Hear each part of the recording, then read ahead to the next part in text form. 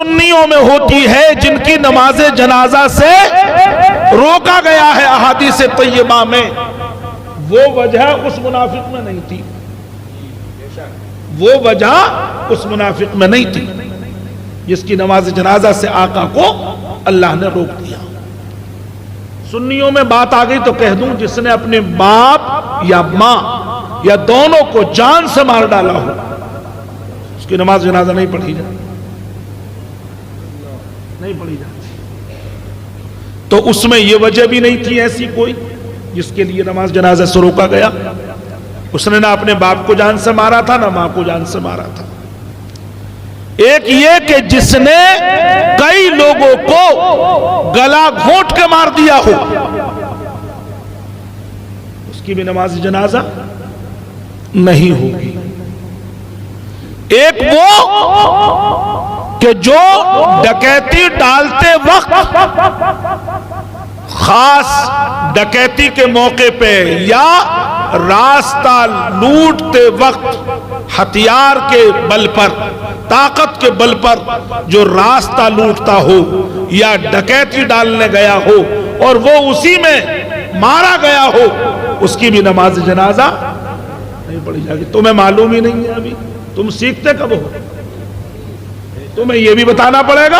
اگر کسی کا معاملہ ایسا آ جائے تو تم تو پھر بھی ہماری مخالفت کرو گے اور ہمارے علماء کی اور ائمہ حضرات کی مخالفت کرو گے۔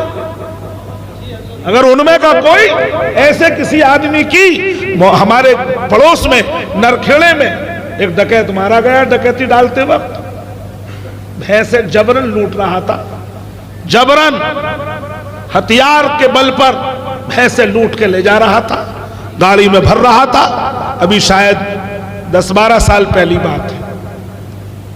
گاؤں پل گیا، پورا گھیر لیا اور اسے وہی موقع پہ مار گرایا۔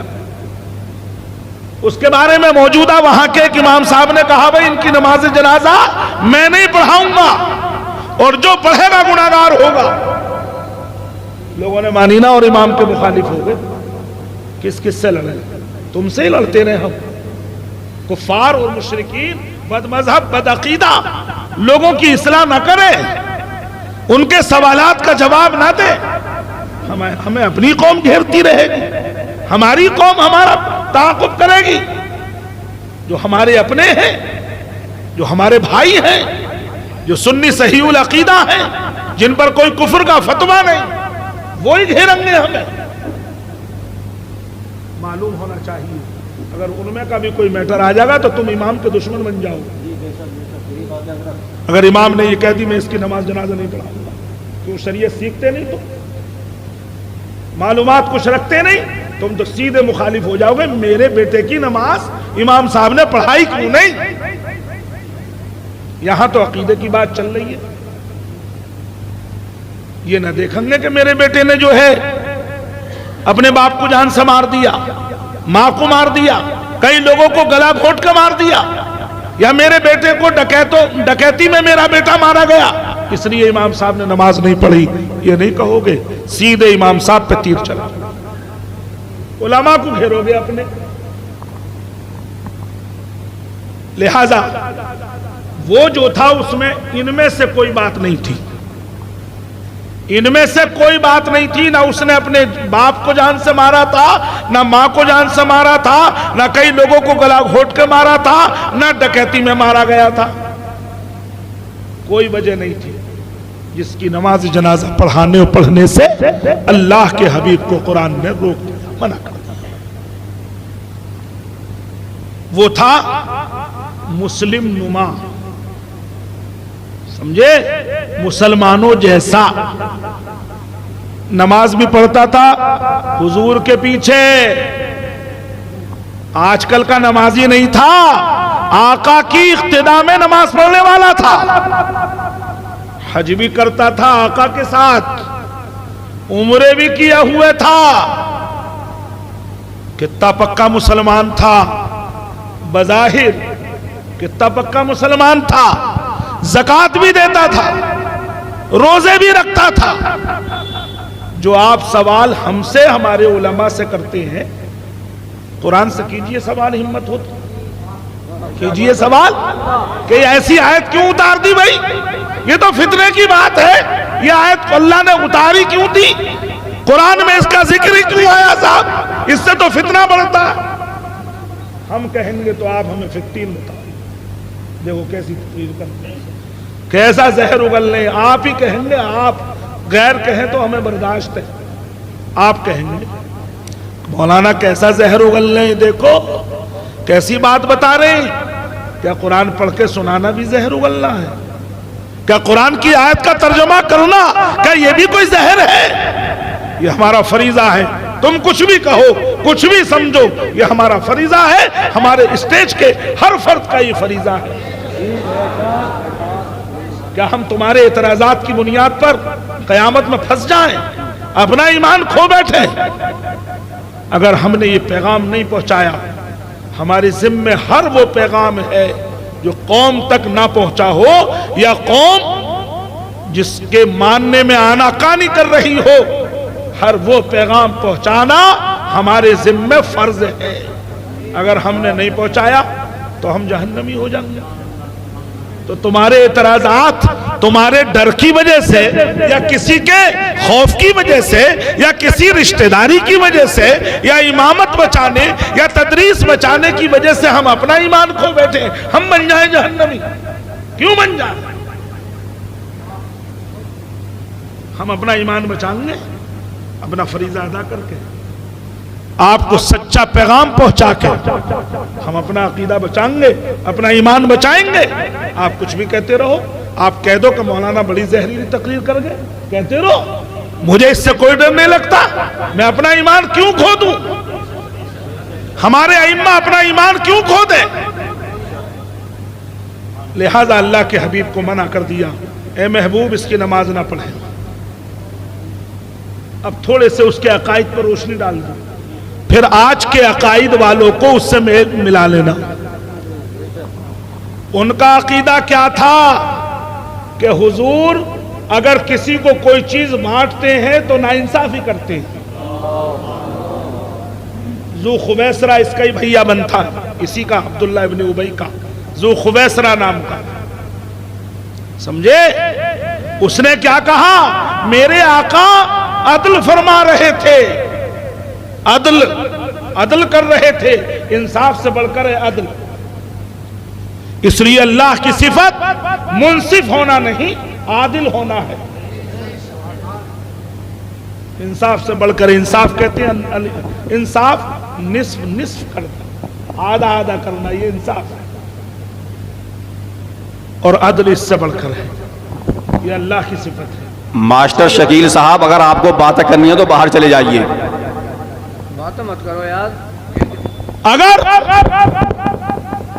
عدل، آقا عدل فرما رہے تھے تو کیا بولا؟ عدل سے بانٹ رہے تھے آقا تو کیا بولا؟ آپ انصاف سے، حساب سے نہیں بانٹ رہے، منہ دیکھ کے بانٹ رہے۔ یہ کس نے کہا تھا؟ اسی کا بھیا بن تھا، اسی کی ماتحتی میں کام کرنے والا، یہ سب کا سرغنہ تھا، باس تھا، اور اسی کی ماتحتی میں کام کرنے والا تھا ذو خویسرہ، جس نے کھڑے ہو کے یہ کہا کہ آپ انصاف سے بانٹیے۔ میرے آقا کے قلب اطہر کو یہ بات چیرتی ہوئی نکل گئی، اور آقا نے فرمایا ارے میں عدل نہیں کروں گا تو کون کروں گا؟ کون کرے گا؟ میں انصاف نہیں کروں گا تو کون کرے گا؟ بتاؤ، جو بھری مجلس میں آقا سے یہ کہے کہ آپ منہ دیکھ کے بانٹ رہے ہیں مال غنیمت، جنگ میں جیتا ہوا سامان، آپ جو ہے منہ دیکھ کے بانٹ رہے ہیں، اسے آپ مسلمان سمجھو گے؟ بتاؤ، تم ہی بتاؤ۔ اور جب وہ مر جائے اور ہم نماز نہ پڑھے تو ہم سے جھگڑو گے، پھر بھی جھگڑو گے ہم سے، یہ بھی کہو گے کہ مسلمان نہیں ہے جو حضور کی شان میں ایسی گستاخی کرے۔ میرے آقا کی اونٹنی، آندھی آ گئی، اونٹنی اور جانور سب تتر بتر ہو گئے ہوا سے، آقا کی اونٹنی بھی کہیں چلی گئی۔ آقا نے فرمایا بھئی ہماری اونٹنی بھی دیکھو کہاں ہے؟ صحابہ سے تو ایک منافق کہہ رہا ہے لو ویسے تو آسمانوں کی باتیں کرتی اور اپنی اونٹنی کا پتہ نہیں. کیا کہو گے ایسے آدمی کو؟ ایسے آدمی کیا کہو گے؟ میل ملا لو. آج ان کا بھی عقیدہ یہی ہے حضور کو علم غیب ہے ہی نہیں. قرآن کی ایک آیت پر عمل ہے، ایک کا انکار ہے. صلو علیہ پہ تو عمل ہے کہ حضور پہ درود پڑھو، وسلموا تسلیما سے مرچیں لگ رہی ہیں. سلام سے بیر ہے، سلام سے بیر ہے. ارے بھائی سلام کہاں سے آیا؟ ارے جہاں سے درود آئی ہے وہیں سے سلام آیا. سلام پہ انکار. ارے یہ سا پڑھ دیا، ارے وہ سا پڑھ دیا، ارے کھڑے ہو کے پڑھ دیا، ارے نماز کے بعد ہی کیوں پڑھا، ارے جمعے کے بعد ہی کیوں پڑھا، ارے میلاد کے بعد ہی کیوں پڑھا، بیٹھ کے پڑھ لیتے. طرح طرح کے اعتراضات، طرح طرح کی باتیں نکالتے. اور مسلمان ہوتا کون ہے؟ لا نفرق بین احد من رسلی، جو اس کے رسولوں، جو اس کے کتابوں کے درمیان کوئی تفریق نہ کرے. آپ ہیں آپ جو صرف سب کو مانتے ہیں، سب نبیوں کو مانتے ہیں، اگرچہ کلمہ ہم اپنے نبی کا پڑھتے ہیں. قرآن کی ہر آیت پر آپ ایمان رکھتے ہیں. قرآن میں دو طرح کی آیتیں ہیں، ایک وہ جن میں علم غیب کا انکار ہے کہ علم غیب کسی کو نہیں، ایک وہ جن میں علم غیب کا ثبوت ہے کہ علم غیب اللہ کے چنیدہ مخصوص بندوں کو ہے، یعنی حضرات انبیاء کرام اور خاص طور پہ سید المرسلین صلی اللہ علیہ وسلم. اب بتاؤ کون سی آیت مانو گے؟ اور جو ایک مانے وہ کون ہوگا؟ وہ مسلمان ہوگا؟ عملاً بھی اور عقیدتاً بھی. وہابی بد مذہب بہت سی آیتوں کو نہیں مانتے. قرآن میں عید میلاد النبی کا بھی ذکر ہے. اگر عید میلاد النبی کہہ دو تو ان کا کلیجہ پھٹتا ہے. عید تو دو ہی ہے، یہ کہاں سے آ گئی؟ اگر کسی کو انکار ہے میں بتاؤں گا کہاں سے آئی ہے. قرآن نے عید الفطر کو عید نہیں کہا، عید قربہ کو عید نہیں کہا، مگر عید میلاد النبی کو عید کہا ہے. اندھے ہیں تو سمجھ میں نہ آئے تو کیا بات. نعرہ تکبیر، نعرہ رسالت، علماء اہل سنت اصلاح عقائد کانفرنس، نعرہ تکبیر. سبحان اللہ، سبحان اللہ. 7واں پارہ پڑھ لیجئے. جب اللہ نے حضرت عیسیٰ علیہ السلام کی دعا سے آسمان سے خوان اتارا، مائدہ اتارا، تو آپ نے ان الفاظ میں دعا کی، کیا؟ تکون لنا عیدا، اس کا اترنا ہمارے لیے عید ہو جائے گا. بہبڑے کو عید ملی نہ رہی، عید میلاد النبی کہیں، جبکہ عید الفطر کا قرآن میں ذکر نہیں صراحتاً، عید قربہ کا صراحتاً ذکر نہیں لفظ عید سے. ویسے ذکر ہے مگر لفظ عید سے ذکر نہیں، مگر عید میلاد النبی کا لفظ عید سے ذکر ہے. نعرہ تکبیر، نعرہ رسالت، مجاہد اہل سنت، غازی ملت حضرت علامہ مفتی عبد المنان کلیمی صاحب.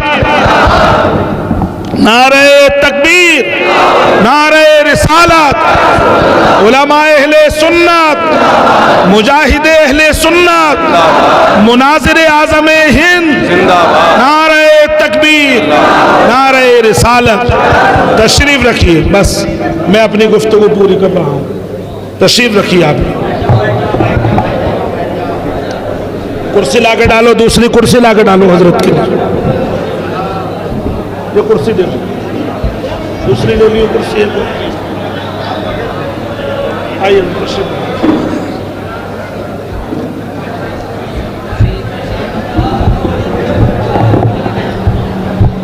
تشریف رکھیں. تو عید الفطر کو مانے، عید قربہ کو مانے اور عید میلاد النبی کے مارے دل پھٹ جائے، کیا وہ مسلمان ہے؟ ایک آیت کو مانے اور ایک کے مارے دل پھٹ جائے. انکا میتون و انہم میتون، بچے بچے کے یاد ہو، اور ولا تقولوا لمن یقتل فی سبیل اللہ اموات، یہ یاد بھی ہو تو پڑھی نہ جائے۔